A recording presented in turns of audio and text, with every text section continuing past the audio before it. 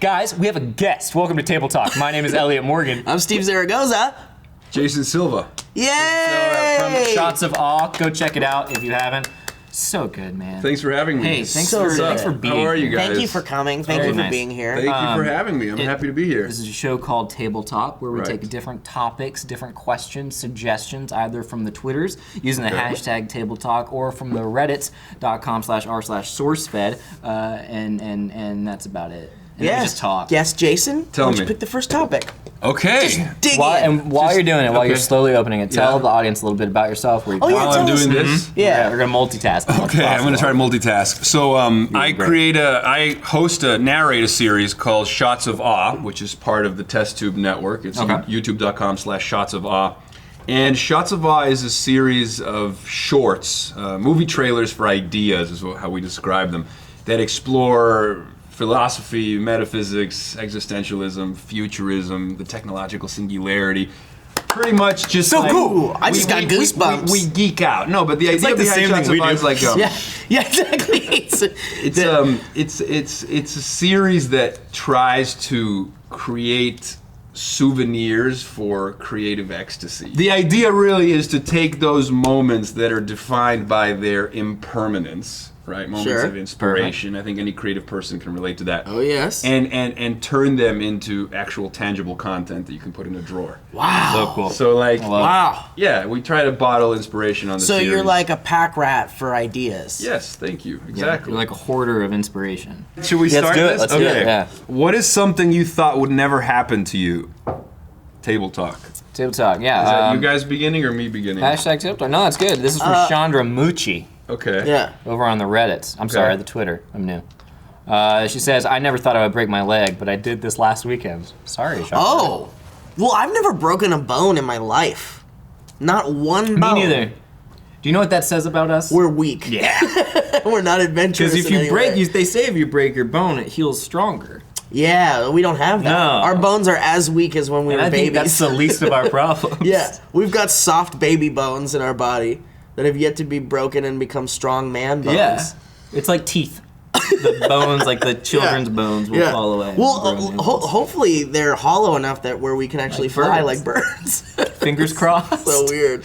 Have you broken bones? And When I was little, I broke a couple of fingers. Yeah. I mean, I kind of became really counts. paranoid about my physical integrity when I was really young, and I was just like, I don't like taking physical risks that could cause me. But you seem like an adventurous guy. Like, do you try not to take big risks? My brother loves to skydive, and he does like crazy stuff like that all the time. Have you done it? No, I've never done it. I would never either. I think that I have an appetite for adventurous experiences that are aesthetic in nature. So like I'm into films and museums and travel. Oh my God. Like brain stimulation, like brain candy. So if I can induce adrenaline without actually jumping out of a plane, like that's kind of an experience that we'll take. I think that when I create Shots of Awe, really, is because I'm trying to use media as a drug, right? If you think of media as drugs, as a drug, you can either create media that stupefies and zombifies, which is like an opiate for the masses, or you can create media that is mind expanding, that is psychedelic, that is mind manifesting.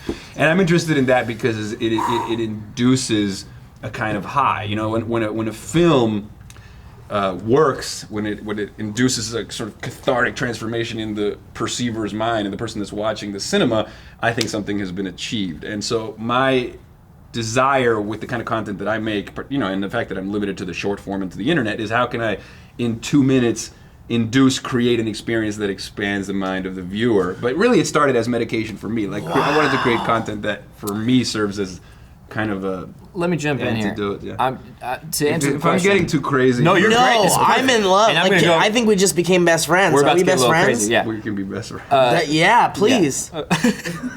Because he just changed my life. Brain adventure. That's it. Because I don't like real adventure. That's a good point. You brain do that. adventure. Yeah. I'm a brain adventurer. Ist. I don't ologist.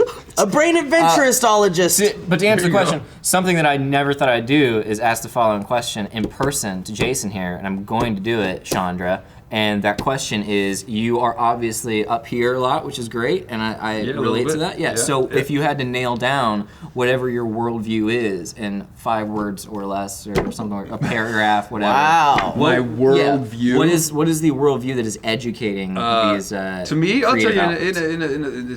it's summarized by Ernest Becker's book, The Denial of Death. It's a Pulitzer Prize-winning book in 1974 that Woody Allen cites as one of the most influential books that he ever read. And basically, my worldview is the human condition is defined by our unbearable awareness of our mortality. So there's no other species on Earth that loses sleep over the fact that one day will cease to be. And human beings, everything that we've done, from creating, the institution of religion to the institution of romantic love to all of our creative manifestations, architecture, music, poetry, it's all a response to this unbearable awareness of mortality. It's how can we create something tangible in the world that will not die the way we do. And so my worldview is I'm interested in the responses, in the creative responses to the unbearable awareness that we are food for worms. That's what I'm interested in. No, but all of it is that, dude. Comedy is that. Sure. Art is that. Yeah. Skydiving to feel more alive by subverting death. The dopamine. Everything is that. Yeah, the dopamine hit when you fall in love, when you believe that the other completes you. It's really a religious phenomenon. Sure. Romantic love is a religious I like problem. that. Life is my religion. I'm interested in transcendent moments, at least while we're still here, that have this halo effect, that at least for a moment allow us to drink in the illusion that we are, at least, the connections that happen between gods people for a and moment. between life. Well, for example, cool. I was watching the Oscars yesterday, and one of the things I love about the Oscars ultimately is that it's a ceremony that celebrates the magic of movies. And why do we love movies? Well, because movies are not limited by time and space. Movies are forever. Movies exist in landscapes of imagination that are boundless. Yeah. And the movie gods, they never die. You can always rewatch a film, and they're the same.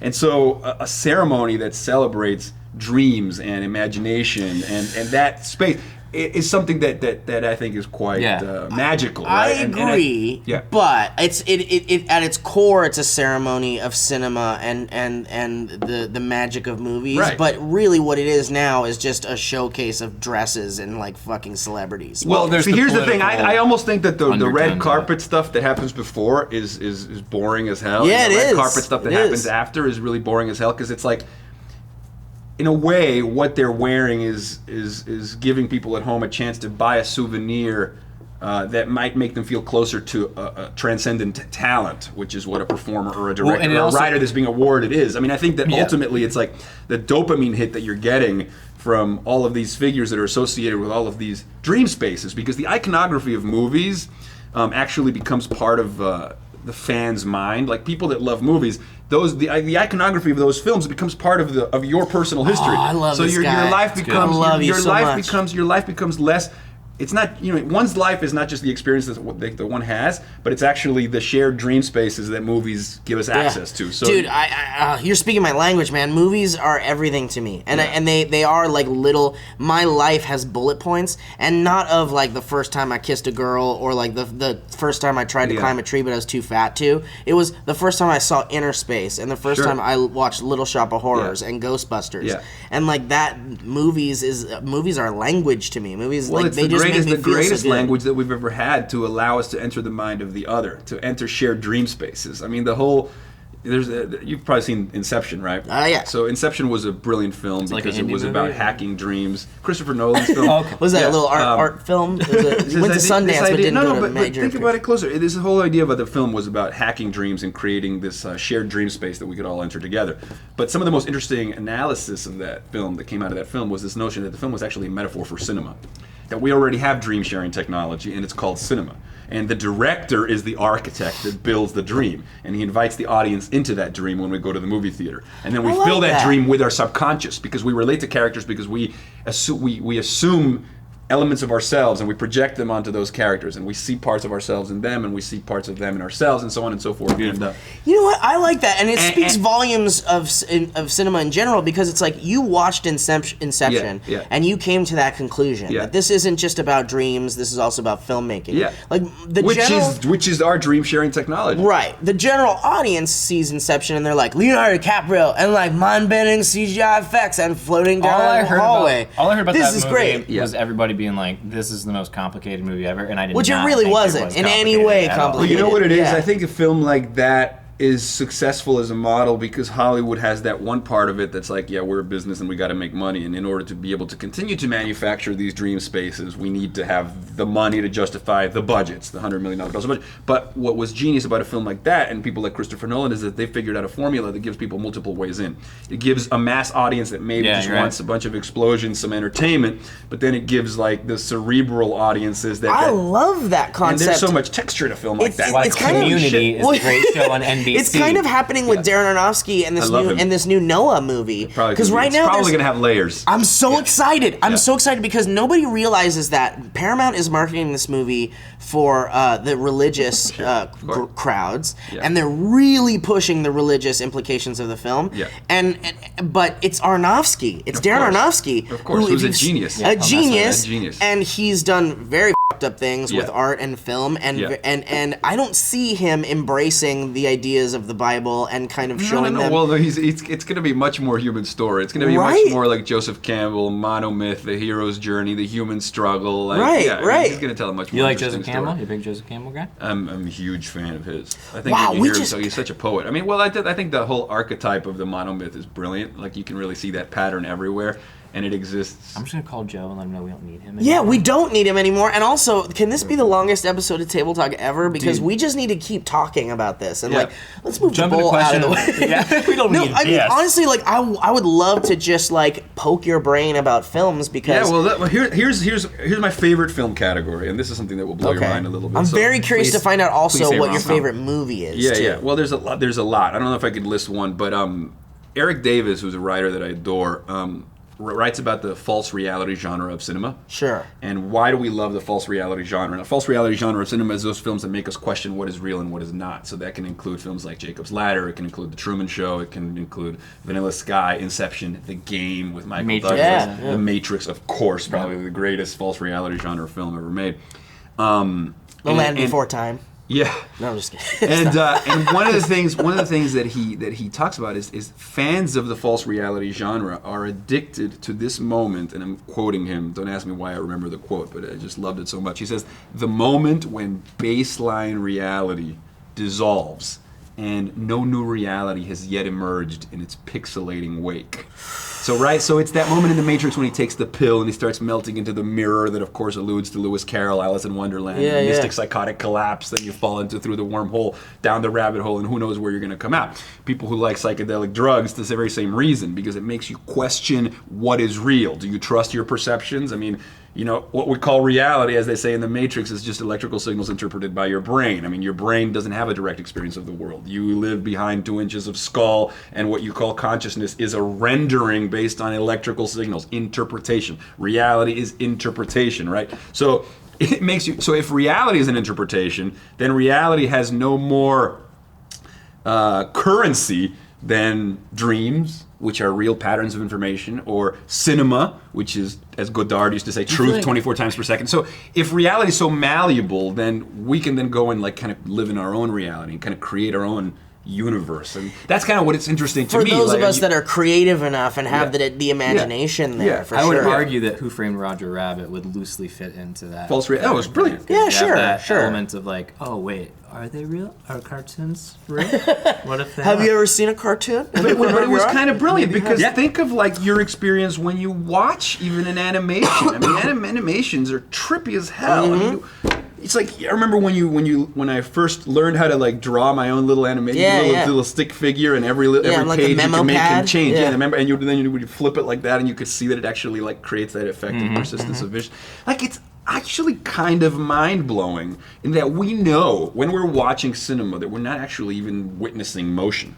We're only seeing 24 still images per second. So it's like an accident of our brain. It's the way our brain was wired that it interprets that as vision. And then it's real, right? And then when you're watching the movie and you're having a real emotional reaction, your neurochemistry is genuinely being affected. There's a thing called in a combination with music and 100%. There's in narratology they refer to this thing called the deictic shift, and it's the moment in which you assume the viewpoint of the character in the movie.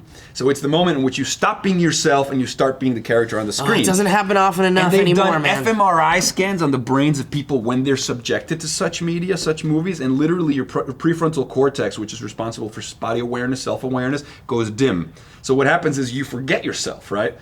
You know, it's like I've also heard of this thing called, your mind enters that liminal trance. Yeah, but how many people can do that these days in cinema? It's hard, man. Well, they keep themselves grounded with popcorn. When people eat popcorn, they're saying, I don't want to get that deep into the movie, so I'm going to keep eating to remind myself of my body. But I never eat when I go to the movies. There's this movies are religious. There's this idea in live theater called the 20-minute shuffle, where there's 20 minutes that the audience has, and you have to sit there and as the performer wait it out, because that shift that you're talking about typically happens 20 minutes in. There you go. There you go. Wow. Succumb to it. Isn't that interesting? It's fascinating. That they say that watching movies is the closest thing to dreaming, to REM sleep that you can get with your eyes open. That's why it pisses me off when people don't take bigger risks. Inception is a big example. Yeah. You know, you're dealing with dreams, and the abstract of dreams individually is just endless. Like my dreams involve some of the weirdest I could never describe to you. It's all in my own head.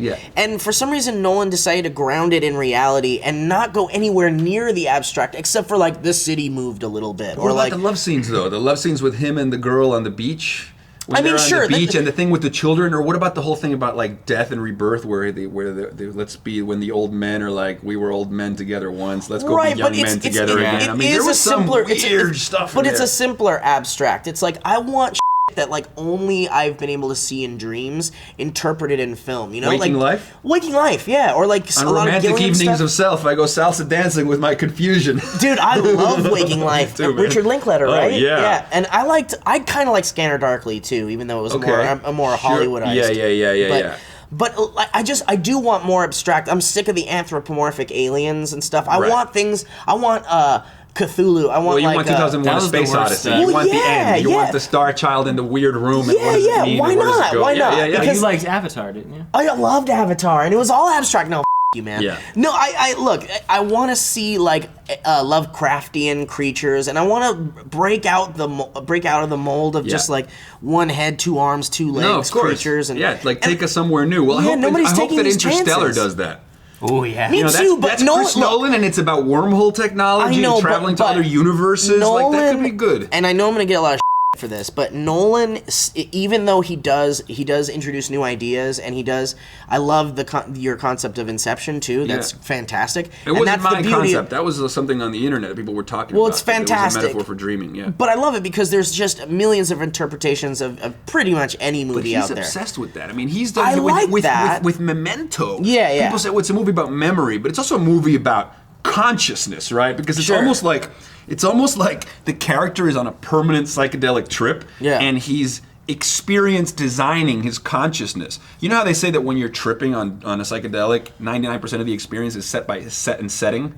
Sure. So like the set and setting that you're in informs the experience that you're having. So in his case, it's like every time he is lucid, he's anticipating that the short-term memory is going to be deleted 5 minutes later. So he can actually feed himself suggestions so that when he forgets what he's currently doing, 5 minutes later he's going to be he's gonna be in front of the suggestions that he preset for himself, and they're gonna shape the rest of his trip. Well, what were you? That's what they talk about in that movie. What was your critique of Nolan? Well, I just feel like Nolan, he stays way too in the safe zone. Like you were saying, he's definitely a filmmaker that he kind of draws you in with Hollywood blockbuster style looking things, but then he kind of confuses you a little bit. I feel like you'd be more for that than the alternative, where he excludes everybody. Like you're wanting big shifts in movie making. It has to happen. I'm okay. I know there's a lot of trailer haters out there that are like, the trailer is just a representation of the studio trying to draw people in, trying to make money. Remember the trailer for The Social Network? It was brilliant. brilliant. Yeah, well, that's Fincher's thing, though. I feel like Fincher has his hand in all the marketing for those types of movies. Yeah. But and there are like Wes Anderson, like all Wes Anderson Budapest films. looks great. Dude, I'm doing what Owen's doing, which is staying completely away from everything. No trailers, no images. I know nothing For what? about this movie, For and what? it comes out in like 4 days. Oh, you're talking very about the excited. Grand Budapest yeah. Hotel, and I love Wes Anderson. I worship him basically. yeah. And I'm going into this movie with a fresh perspective. No trailers, no Hollywood bullshit. Even though I know Wes Anderson also has a hand in the marketing, there's a lot of directors that do. But my point is I it's not that I would prefer people to be given exactly what they're going to come in for, because I do like the idea of tricking people. J.J. Abrams, also not a great example of like a fantastic director, but what he did with Cloverfield, I don't think it can ever be done again. Yeah. Where Cloverfield, nobody knew about it. Right. There was no creates upcoming even more JJ excitement, movie. yeah. And it's like you go to see, I don't know, Transformers or whatever movie it was, and boom, there's the Cloverfield trailer. The Statue of Liberty head comes down, a monster roars, people are screaming, and you're like, the whole rest of the movie you're watching, you're thinking about, what the fuck was that? Yeah. That was really cool. yeah. No, but God, this is so fantastic. I love that we're I like just how poking what's into funny there. about this, because we started with a very it was a very philosophical slant, and then you approached it from the movies, and then you were talking about like it involves movies and art and everything. because okay, but not to bring up shots of odd to make this too promotional, but like The youtube.com/. I was a film student in University of Miami, and I studied film and philosophy.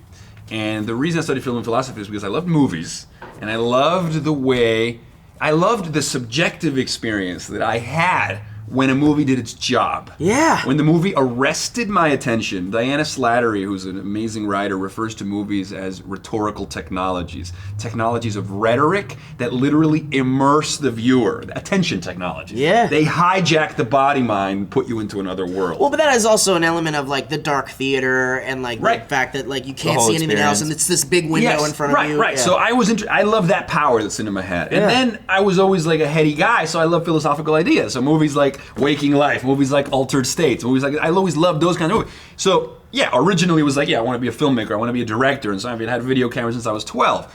But then when I got to college and the internet happened, I was like, I could either spend all my time lighting a scene, learning how to do f-stop stuff, or I could just like buy Canon 5D or whatever and make my own little microfilms and put them on YouTube immediately. So it was like, it was the immediacy of digital technology, the love of content and media, and the love of ideas that became the hybridization that is now shots of awe. I used to call them philosophical espresso shots, which was like, either a full cup of coffee or a shot of espresso for the same amount of caffeine. So it was like, okay, in the age of the internet, we have limited attention spans. We know that the majority of people on YouTube are clicking out after 2 or 3 minutes anyway. Or you're a minute 57 if you're a SourceFed fan. Yes, exactly. You're competing with a million other buttons and tabs and links. The screen real estate is infinitely smaller than in the cinema. So it's like those constraints. Well, and it's on my phone. I can watch it on the subway. And the so those Text in the constraints, middle. so those constraints provide you either with oh my God, I can never get somebody to watch a feature documentary on their iPhone, or those constraints then can lead to a reinvention of content. So when we invented the cinema, people invented the format of movies and how to tell stories in 120 minutes. When we invented the printing press, people created the normal book size thing, the novel or whatever. And I think with YouTube, it's like it forced us to try to tell stories differently. Yeah, and first it was the LOL cat videos. Yeah. But then with shots of awe, it's like, well, can I make something in 2 minutes that is as heady and inspiring as Inception, but the length of just a trailer? We'll just put it in compacted. Whatever, and it's like, okay, it'll be words and images and a micro psychedelic trip. Media as a mind-expanding drug. Media as an entry point into a rabbit hole. And what has happened now is that people like Ron Howard, Brian Grazer have become fans of Shots of Awe. I sat down with Brian Grazer. He's like, oh my God, like, what? How do you talk like that? Like, wow, people that's awesome. And this is like my passion project, and now that I'm doing it with Revision 3 Discover Digital, but it's like there are no rules, I think, for media, and the power of cinema persists and can persist in these new modalities of content, which is what the internet provides us with. And but ultimately, I'm trying to do the same thing. I'm trying to make in 2 minutes. I'm trying to create my own version of the feeling that I get when I watch those kinds of films. That's all that I'm doing. I love it. I want to mention love it. Everything that you're saying is awesome. Also, something this guy's got is a level of passion that I think I would hope is Thanks, man. contagious. Whatever, if you're watching this, hopefully you catch it, but hopefully you watch Shots of Awe and catch it there too. You got to talk about your movies and stuff, and I'm going to talk about something equally tantalizing. Kierkegaard. Yes. No, Right? I like Kierkegaard a lot. Me actually. too, he's fantastic. You know? Soren? Good old Soren? Soren over I think he's California. Danish. Is Is he Disney? Danish? Yeah, I don't know. I think if you Soren over California, Super, he's like a sex motion symbol. simulator, right? And you can smell the oranges when you fly no, over. that's we're talking about a guy, when you die and then nothing happens. No, you're gonna love this. You're gonna love Okay, this. I'm ready. You know, there's always been this connection between creativity and madness, right? Those that are endowed with the gift of being able to think outside the box and Michael not Bay. be constrained by their usual thinking parameters. And for whatever reason, creativity involves connecting the dots in ways that most people don't.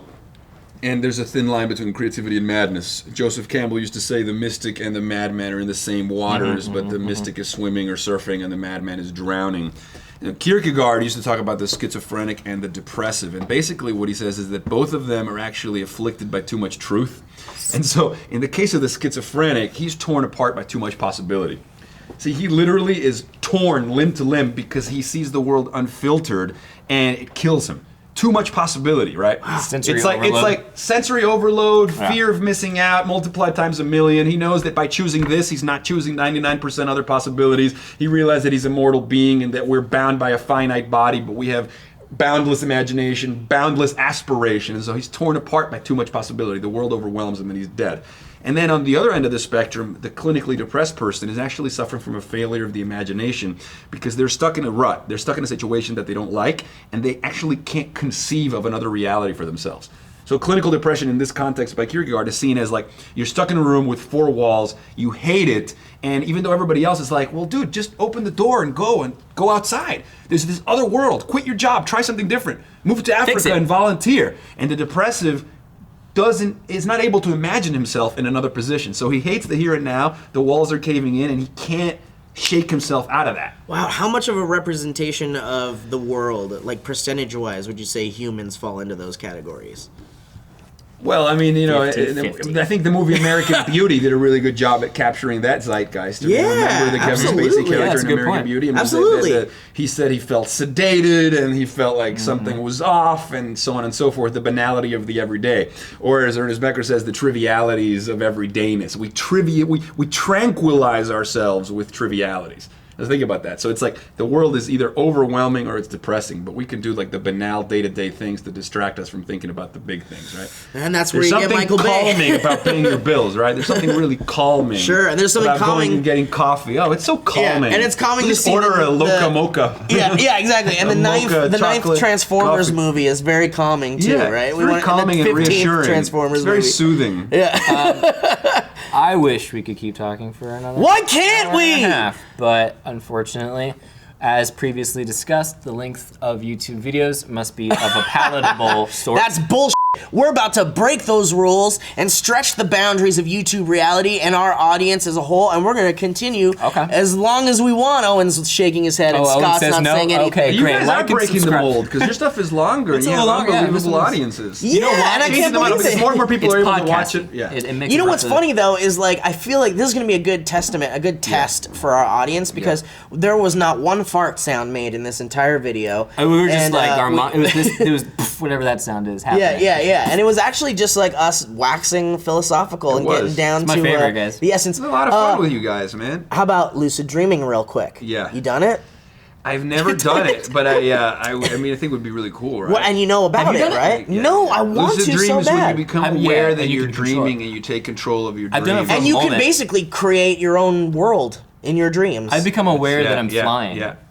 But see, like, if you could harness that power, you could essentially create a whole new reality for Yeah, yourself. well, some of the most accomplished people in the world might tell you that waking life is actually a lucid dream, Yeah. and that their success reflects the fact that they took control of their lucid dream, where the rest Hey, of man. us That's journey kind of the on Matrix in too, a right? modified trance state, right? Yeah. Right. All right. Well, I don't know about that. Hey, hey, It's cool. Hey, It's a cool open your idea. mind, bro. Yeah. This If tie isn't real. if reality is ultimately an interpretation, if all we ever have is the subjective, and if the subjective can be hacked, can be tweaked, you know, reality changes with a different background music changes. You know, like it's just like, I mean, you can really tweak the unfolding of moment-to-moment experience and aim it in any direction you want. So it's just the idea that life is a lucid dream. That life is like a painting that you paint in real time. Well, you know. Or it's like I see this table as a white table and it's solid and it's here, but how do you know? Yeah, how do you know it's here? Yeah, exactly. And what is it? And why is it? Why is this? Well, quantum physics will say that that there is no solid things after all. Everything is mostly empty space anyway. Yeah, but quantum physics. Yeah, right? seriously, don't even get us started. We at SourceFed have a firm stance on against quantum physics. Yeah, we're absolutely against it. You can go to our subreddit. There's a whole thing there. And Elliott, you wrote a great essay. Well, you know why? Yeah. It was because of Dr. Smith over at the Tufts University. Yeah, absolutely. He started coming out with all this quantum. I was like, dumbass. Shut it down. Yeah, it's like, shut this down. We don't want to expand the minds of the youth what a about weird, quantum physics. What a weird bit that we're doing. Such a weird bit. And we're just confusing our guests. We have nothing to. I'm so sorry. We have nothing to offer. No, and I don't know where it's going. That was fun, though. No, I don't want it to end. Does it have to end? I think it does have to end. Scott's saying nothing. Because I love for it to keep going. I say Jason has to go. Yeah, we're going to turn the camera off, but Jason's not going anywhere. Yeah, we're not letting you leave, dude. Well, I want to talk to you about movies more. I know. What's your recent film that you loved? I loved Her. Yeah, that was magnificent. So much. As a beautiful movie, man. I just watched a couple days ago. It was really nice. Oh my God. Did you see The Great Beauty yet? No, I want so you need to see The to. Great Beauty. That's a magnificent Italian film, and it's about... reminds me of Elliott's book, The Sacred and the Profane, because Rome is a place that juxtaposes those two, right? So there's Roman hedonism of the high life and the party life, and then like the kind of sacred religious, like the Pope or whatever. Yeah. And the movie's about that juxtaposition, the sacred and the profane. Wow, through the I want lens it. of a 65-year-old writer who was kind of a socialite going through a crisis of conscience, like what does my life mean? And it's a visceral experience, and it's a ride for the body mind that I really, really, really recommend. Wow. Epic soundtrack. That's next on my list after I see Grand Budapest Hotel. Right. All right, well, let's end this properly then. I'm sorry. Go, guys, to youtube.com/shotsofall. Click subscribe. Right now. Be odd. Before you watch a video, if you haven't watched a video, just hit subscribe. Yeah. After meeting this guy, you know you want to. Yep. Thank you for joining us for Table Talk. Thanks, as always, guys. Let us know your suggestions next time. We'll go through some of them. Yeah, we just might. Well, this just means that we're saving all of these for future episodes. Yep. Get ready. Yeah. So I'm Steve Zaragoza. I'm Elliott Morgan. Jason Silva. Thanks, guys. Oh, thank you. Oh, I love you. I love you guys. I want to exchange phone numbers because I want to text you at 3 a.m. and go like, dude, I feel alone. I feel so alone right now. The darkness is closing in. Dude, have you seen Guillermo del Toro's? Have you seen The Devil's Backbone? Have you seen The Devil's Backbone? I want to get his phone We number. need to watch The Devil's Backbone. Okay. Listen, we'll both get his phone number and we'll text him and then we'll compare the texts to him later. You know what we should do? He'll be like, "Did you see the Grand Budapest?" And I'll be like, "I don't know, man. We're all dying, aren't we?" How about this, Elliott? Instead of your joke, let's get this guy on some movie clubs and new movie thing shows, huh? That sounds good. Scott? I would love that. Let's figure it out. Yeah. All right, thanks a lot, man. I'm Thank sorry you. for cutting off your joke there. Thank you. No, it was a really good one that you missed out on. So quantum physics is garbage. No? All right. Yeah, you got it.